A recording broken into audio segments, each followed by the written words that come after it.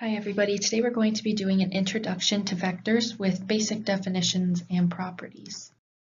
First of all, a vector has both magnitude and direction, and vector components represent an x distance and a y distance.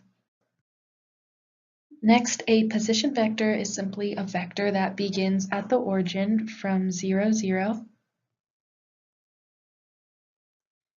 And the magnitude of a given position vector can be found by using the formula the square root of the x component squared plus the y component squared.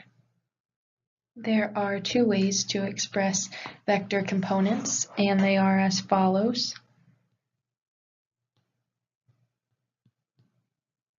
This represents the x component, and this represents the y component of the vector.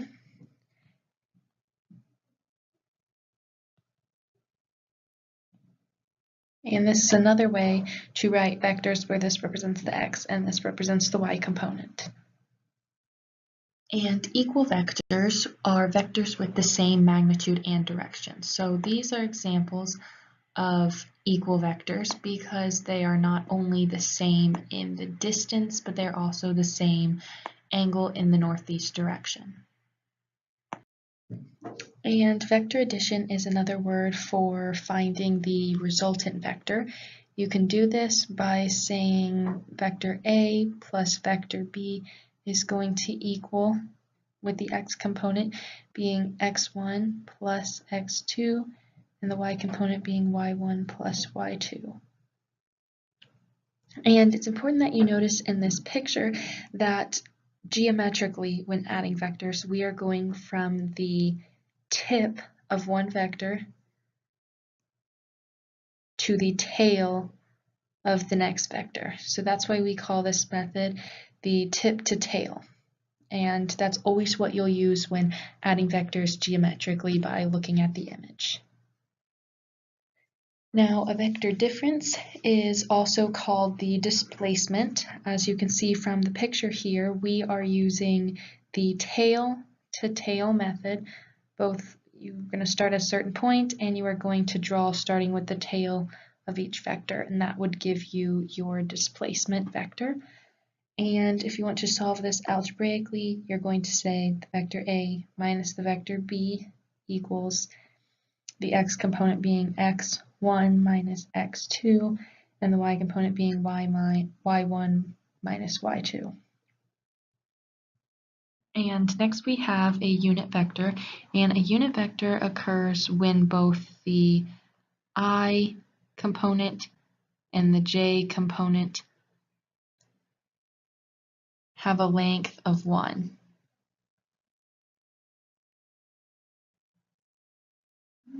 And you can find that by using the formula unit vector equals a vector over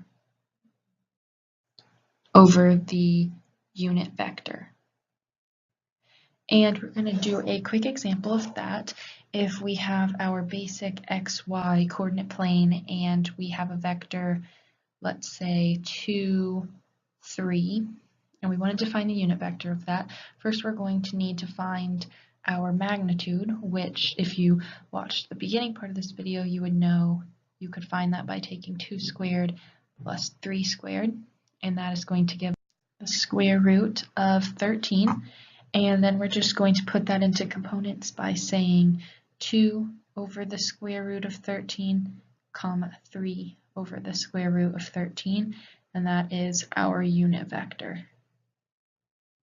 A scalar is the value multiplied by both components, and that is given by the formula as shown here.